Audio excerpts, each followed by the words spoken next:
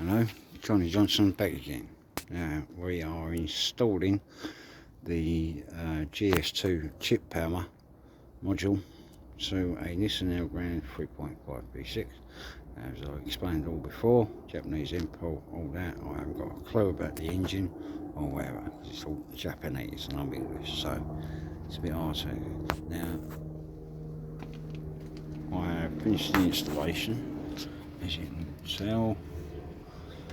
It's all nice and easy entirely on a Nissan elgrand 3.5. It's the actual air sensor that you connect it to. Make sure you just got all the plugs around the right way and all that. And like I explained in the first video, and as you can see, I've installed the box there, just tucked it around there, a couple of table ties, job's done. Now, if you look at the box, which I have just noticed that I have actually covered the screw. So, obviously, don't put a cable tie around the screw so you can't see it. But anyway, it don't really matter. It's something else I can sort out later. Now, the settings on the screw are meant to be for my van, so they say. Now, we're going to go and give it a go. See what happens. See about whether it's actually done anything. But they do say you won't notice the performance until 150 kilometres to 200 kilometres. Now they say obviously if you're getting rough engines, smoking and stuff like that, that you should turn the screw. Now not a lot of people have said about the screw and how many turns do you turn it. And now in the manual that you receive, it says you can turn the screw up to 4 to 6 turns to notice every difference. If it's running too rich or the engine's running funny, then turn it down. If it's doing crap on fuel, turn it down or anything like that. But obviously if it's running rough, then you've got to turn it up 4 to 6 turns only. Now it only goes 4 to 6 turns from where it's set forward or backwards, so they're saying. So right, we're going to give it a go then. As you can hear.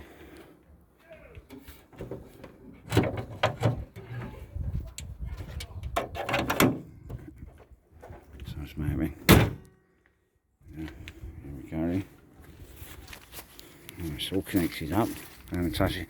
The thing is, I watch some people say disconnect the battery and stuff like that. Don't bother disconnecting the battery, just whatever you do, don't turn the car on.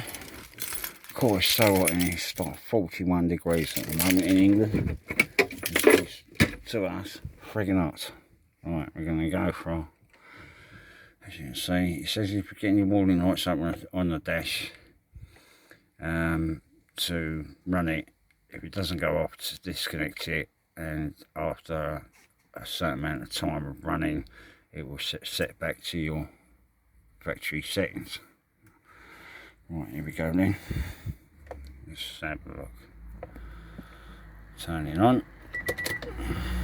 Hold on.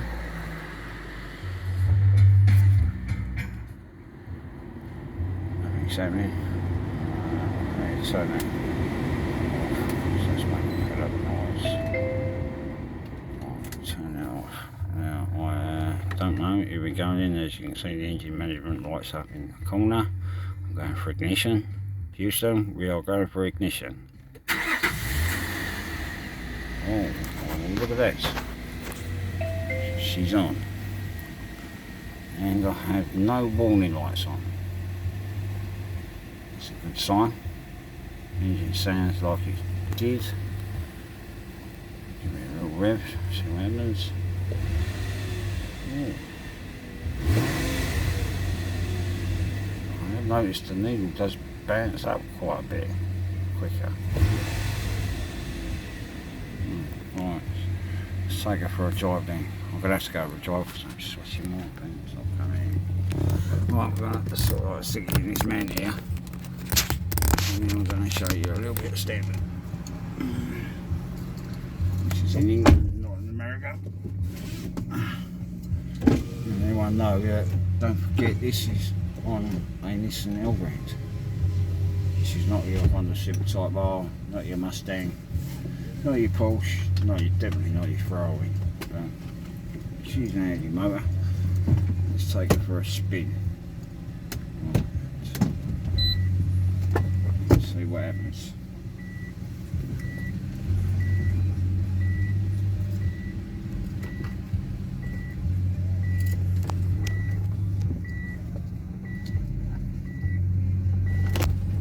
He's friggin' awesome, this motor. I would run the aircon, but obviously the aircon's gonna say it's drinking more power. See it off the bat. See what it's like. Stick a toe down and touch it across, so it'll crash it.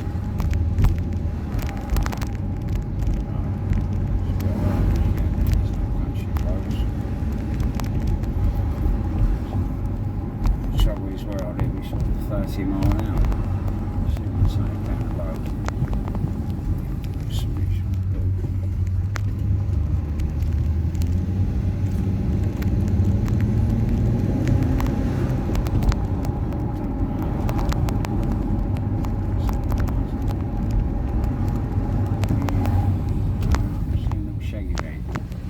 It's a little shaggy van. That's fine.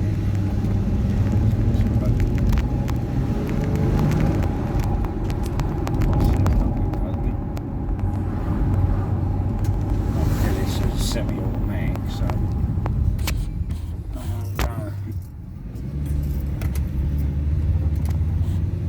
obviously I'm going to be racing stuff and all that. So I'll try and manual gear. Let's get down into second gear. Let's go.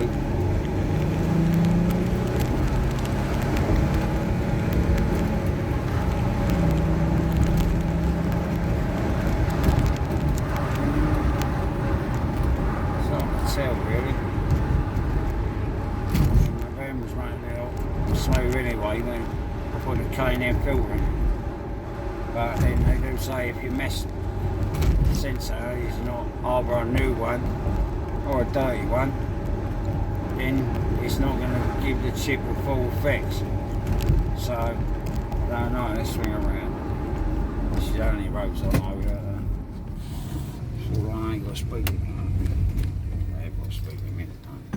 But let's see how it goes in the home. I suppose the good thing is, well, the thing is with these chips, you don't know whether they're working or not unless you take it somewhere, like a tuner, to see whether the chip's actually working. I mean, who knows? The chip could be not working, you just could be running on standard factory settings. But it's a bit hard with a car like this, or a van like this, that's ain't really sporty, if you know. But I don't know, it says the chip's got to learn your engine, so we'll see after 150 kilometres to 200 kilometres, which I think is around 75 to 80 miles. But I find it a bit it's a bit painstaking if it doesn't work and then you get poor consumption. You've got disconnected and drive for 150 kilometres to 200 kilometres when you should just be out, so just plug it in like a plug and play, as like it said. I know it says plug and play, but you don't want to be pulling up after every 150 to 200 kilometres to reset the chip or take it off. But then I don't really know, I won't be able to tell until I've actually run the chip for at least a month. Because for one and all, what you've got to think of and all, and like it says 150 to 200 kilometres that you've got to go, but it's how often you go out. And the price of petrol nowadays is you don't really want to go out and do it like 72. I mean, you ain't got to do it straight away. Obviously, it says there that it won't do it no faster if you just drive 70 to 200 miles. 72 miles, but I don't know. It does seem a bit responsive, but been out in it. I ain't got no lights up. There is actually a power button on the Nissan Elgrand. I don't really know what the power button actually does. I push it, it does seem like a difference to me with the van when you're driving it. But,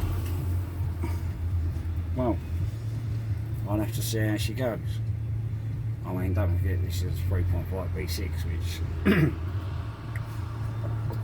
is not too good on juice anyway, but I mean, for me booting it and by looking at the petrol gauge, it hasn't drunk much juice, but you'll have to try it on a long run. I'll be going for a long run soon, and I'll give you the update of how it went on fuel consumption and stuff like that, and whether the chip's actually learning itself. So we'll see if this is worth any money, like they say it's worth. I mean, you can't tell unless you go to a tuner whether the chip is actually working. So I don't know. It hasn't been smoking. It doesn't feel like a loss of power. So I might leave the settings as it is for the moment. But please remember, when you do connect it up to your van or car or whatever, that you make sure you can get to the screw and don't do what I did and put a cable tie straight over the top of it. But lucky enough, the rounds running quite smooth. I mean, it's 40-degree heat outside, so the engine is proper hot. So, and I haven't got no warning dash lights up. The engine seems to be running slightly smoother. So I would say, would I recommend it? I don't know, without all the information and going through how long it's lasted and what it's doing to the engine to make it is. Like I say, you won't be able to tell until you take it to a tuner, which is obviously going to cost you money, which you don't want to do. But unless you've got to read it yourself, then you might find out whether the chip's working or not, or whether it's just an empty box. Well, it can't be an empty box because it's got to connect to something, so there's got to be something there, but is it something that you actually paid for? So I don't know. We'll have to see how it goes. I'll have to keep you posted. Cheers anyway, thanks for watching. This is Johnny Johnson, signing out.